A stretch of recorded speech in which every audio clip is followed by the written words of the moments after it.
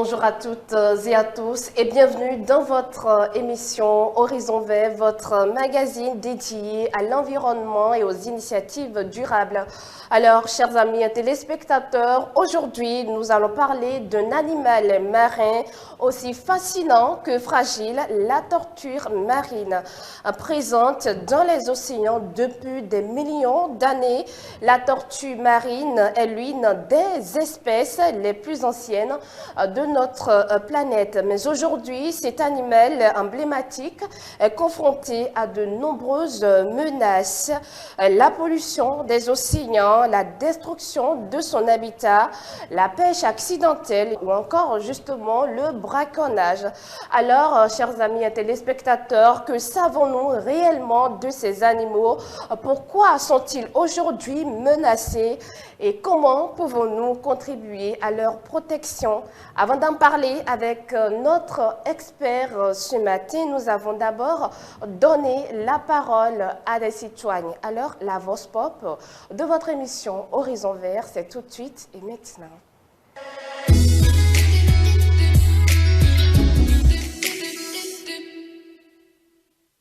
La tortue, j'ai jamais vu ça. J'ai jamais vu ça. Donc, j'ai pas d'idée sur ça. La tortue marine. La tortue marine, moi, je vois ça dans la télé. J'ai déjà vu ça comme ça. Je vois ça dans la télé, mais c'est un peu bizarre pour moi. Je vois, bon, le truc n'a pas de... C'est souvent, c'est dans l'eau. Bon, je ne l'ai jamais vu. Je ne sais pas ce que je veux dire. Je sais pas. Pour être honnête, j'ai jamais vu ça. La tortue marine, j'ai jamais vu ça. Tortue, je l'ai jamais rencontré jusqu'à avoir un truc là, des idées sur lui, quoi.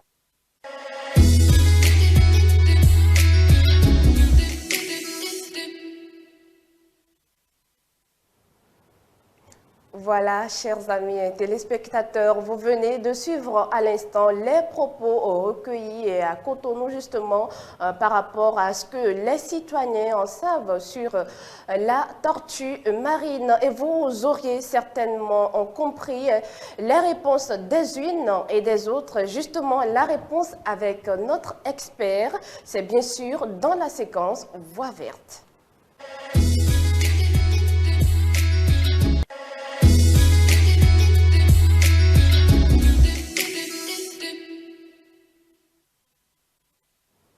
Bien évidemment, vous êtes dans la séquence Voix verte. Aujourd'hui, nous recevons professeur Zachary Sourou. Il est océanographe, pêcheur et ancien directeur de l'Institut des recherches halieutiques et océanologiques du Bénin, IROB. Alors, bonjour professeur et merci d'être avec nous sur Horizon Vert. Bonjour madame la journaliste, c'est un plaisir pour moi d'être avec vous. Alors, le plaisir est justement en partager, professeur.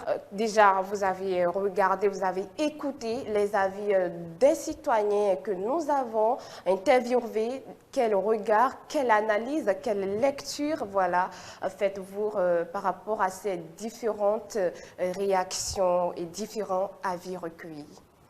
Merci madame la journaliste. Ça veut dire qu'il y a beaucoup de travail à faire encore parce que les gens qui sont à Cotonou, à côté de la mer, de l'océan, et qui n'ont jamais vu la tortue marine, ça, il faut faire encore beaucoup de sensibilisation. Alors, il faut faire encore beaucoup de sensibilisation, voilà, j'y arrive. Et justement, je m'en vais vous poser la question de savoir, la tortue marine, qu'est-ce que c'est concrètement? La tortue marine, c'est un reptile. Ça veut dire que c'est un animal qui va à quatre pattes et qui vit dans l'océan, comme son nom l'indique, tortue marine. Donc c'est un animal qui est protégé. Pourquoi on protège la tortue? On protège la tortue parce que sa fréquence de reproduction, elle est très espacée, 2 à 3 ans. 2 à 3 ans. Pour pondre des œufs. Donc ça fait qu'il faut vraiment protéger cette espèce-là. Alors, professeur, est-ce qu'il existe différents types de tortures? Dans le monde, en général, il y a 7 types de tortures. 7 types de tortures. Il y a une qui qui vit seulement en Australie En Australie. et à Nouvelle-Papouasie, qu'on ne se retrouve pas dans toutes les mers. Donc, à part ça, les 6 autres, on les retrouve dans l'océan Atlantique, l'océan Indien et l'océan Pacifique et l'océan Antarctique. Elles ont toutes les mêmes noms d'appellation, c'est ça? Non, c'est différent parce que celle qui vit, par exemple, en Cholas, on l'appelle tortue à dos plat parce que son dos est plat. D'accord. Qui vit, qu'on ne retrouve pas dans les océans communs que nous avons, qu'on retrouve seulement en Australie. Donc les autres, nous avons tortue olivâtre, tortue couard, tortue lutte et tortue lutte. Nous avons les carica, donc c'est à tous ces tortues-là. Nous avons 6 espèces. Donc jusqu'à présent, il y a 2 qui viennent pondre leurs œufs sur les côtes béninoises. Il y a la tortue olivâtre et la tortue lutte. Et pourquoi c'est sur les côtes de chez nous que cela s'opère? Oui, mais parce que les côtes de chez nous, c'est parce que nous avons une côte qui est sablonneuse. C'est dans le sable que ces tortues-là viennent pondre leurs œufs. D'accord. Et ces tortues ont une particularité. La particularité est que quand ces tortues-là pondent leurs œufs, le sexe qui va sortir, par exemple, ça dépend de la température. Si la température est élevée, c'est les tortues femelles qui sortent en grand nombre. Si la température est basse, c'est les tortues femelles qui sortent. D'accord, professeur. Alors, dites-nous, comment vivent les tortues marines et pourquoi parcourent-elles de longues distances dans les océans? Comme les êtres humains, quand nous parcourons des distances, c'est pour aller retrouver une meilleure condition de vie. Soit c'est pour la nourriture, soit c'est pour la reproduction, soit c'est pour le bien-être en général, qu'on se déplace. Donc les tortues aussi, c'est la même chose. Elles se déplacent pour des raisons de reproduction, pour des raisons d'alimentation, ou bien pour des raisons d'aisance de température et autres. Donc c'est pourquoi ces tortues, ou bien là où il y a la nourriture, elles vont pour aller manger la nourriture là-bas. Alors, professeur, avant de poursuivre, dites-nous qu'est-ce qui caractérise concrètement la tortue marine? La tortue marine est caractérisée par, disons, son alimentation. Son alimentation. Okay. L'alimentation de cette tortue, c'est que cette tortue-là mange en général les méduses. Il y en a qui mangent d'autres, disons, comme les coquilles et autres. Mais en général, c'est les méduses que cette tortue-là. Et après les méduses, ils mangent aussi la végétation. Donc ça fait qu'on peut la retrouver là où il y a la végétation. Et je parlais tout à l'heure, je parlais d'espèces qu'on retrouve chez nous. Il y a une espèce qu'on a retrouvée, Carita carita, qu'on ne retrouvait pas dans nos eaux.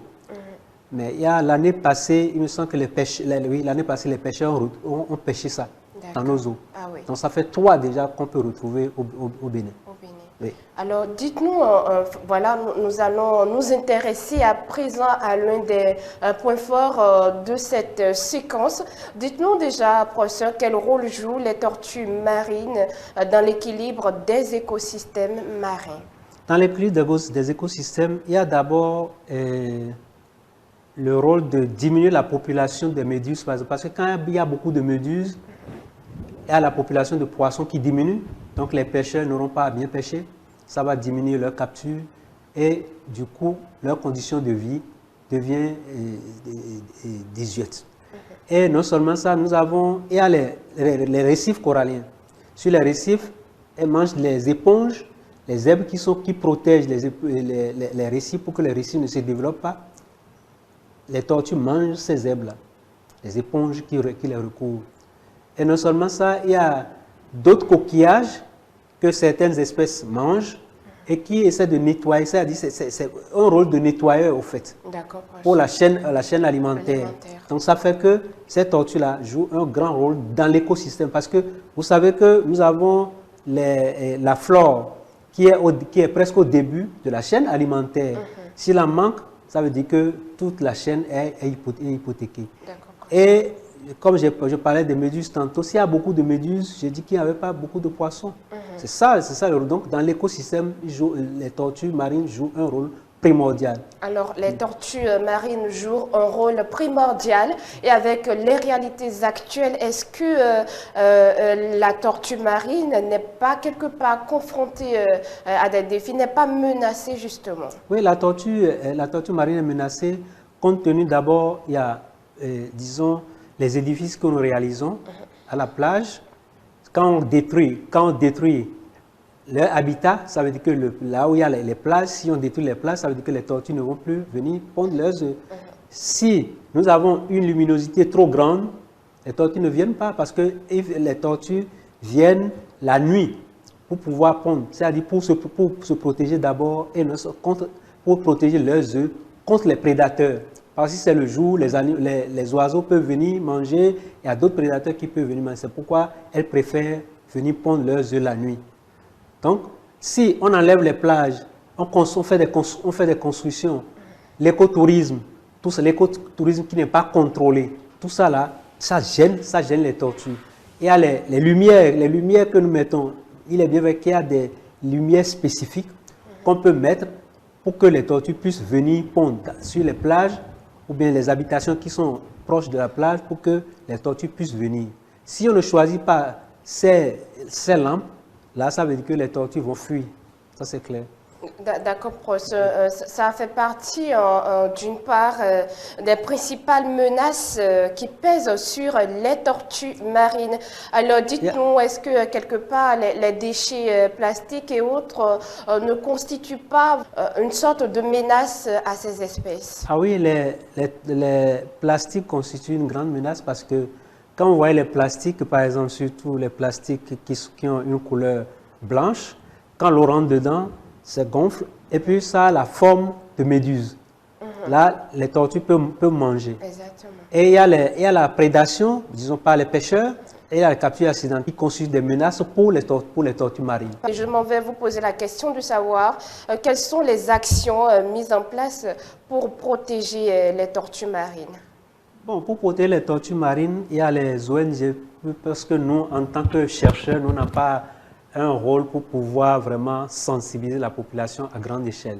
Mais il y a les ONG qui sont là, vous êtes là aussi, les médias, pour pouvoir sensibiliser la population, pour qu'elle puisse adopter un comportement citoyen, protéger les tortues marines. Il y a l'ONG Nature Tropicale, par exemple, qui fait un travail énorme. Absolument. Et qui ont des éco-gardes le long de la côte béninoise en général pour pouvoir signaler les cas d'échouage de tortues. S'il y a des braconnages, ils essaient de signaler pour que les gens puissent vraiment les laisser ces tortues-là.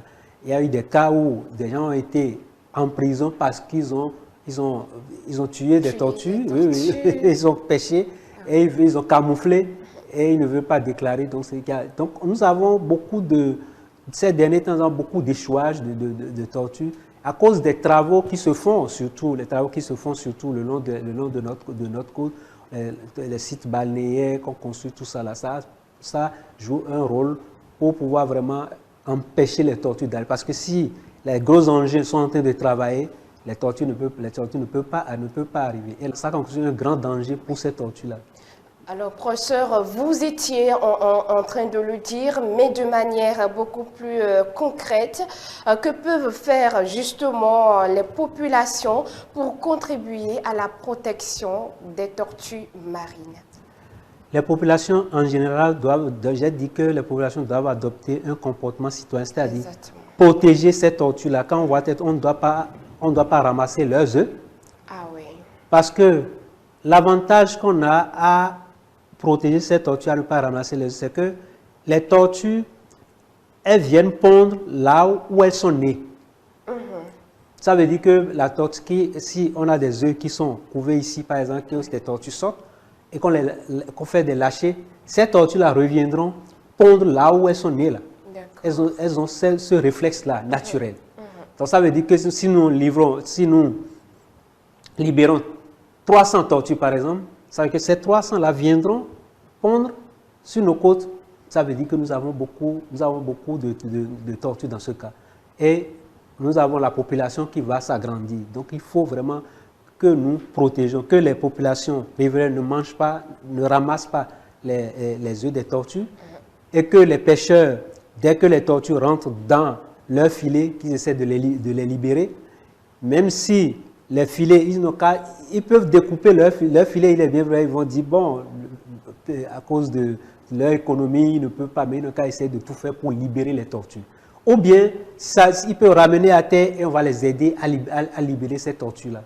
Alors, professeur Zachary Sow, nous sommes justement vers les dernières minutes de notre séquence Voix verte. Bien évidemment, quel serait votre mot de fin?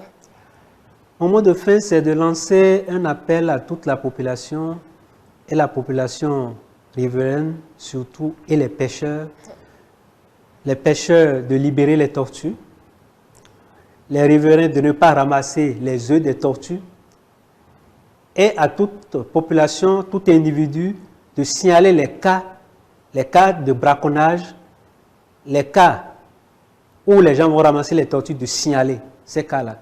S'il y a des tortues qui échouent, ils n'ont qu'à signaler pour qu'on puisse aller les libérer. Alors, merci beaucoup, professeur Zachary Sow. Je rappelle que vous êtes pêcheur, océanographe et ancien directeur de l'Institut de recherche halieutique et océanologique du Bénin, IROB. Merci beaucoup pour ces éclairages. Nous retenons bien évidemment que les tortues marines ne sont pas seulement des animaux fascinants. Elles jouent aussi un rôle essentiel dans l'équilibre des écosystèmes marins, et leur protection est aujourd'hui un véritable enjeu pour la biodiversité. Mesdames et messieurs, comme vous le savez, chaque semaine on parle astuces et pensées vertes, et c'est justement ce qui s'installe juste après ce jingle.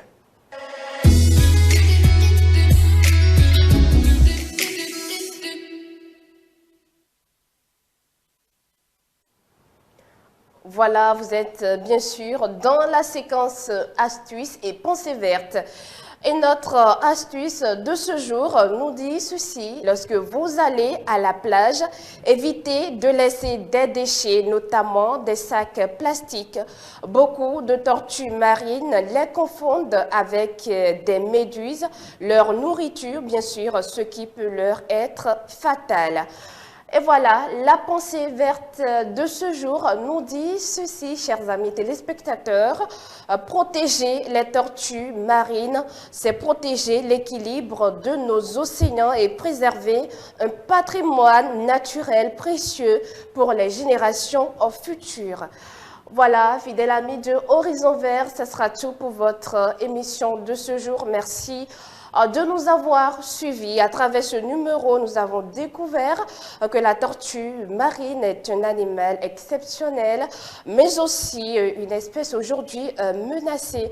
Alors, donc, sa protection est essentielle pour préserver la biodiversité marine et l'équilibre de nos océans.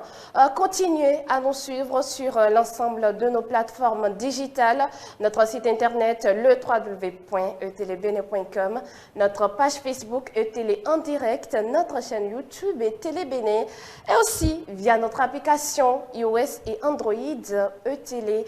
Excellente journée à toutes et à tous en compagnie de nos programmes ETélé avec vous, pour vous. Au revoir.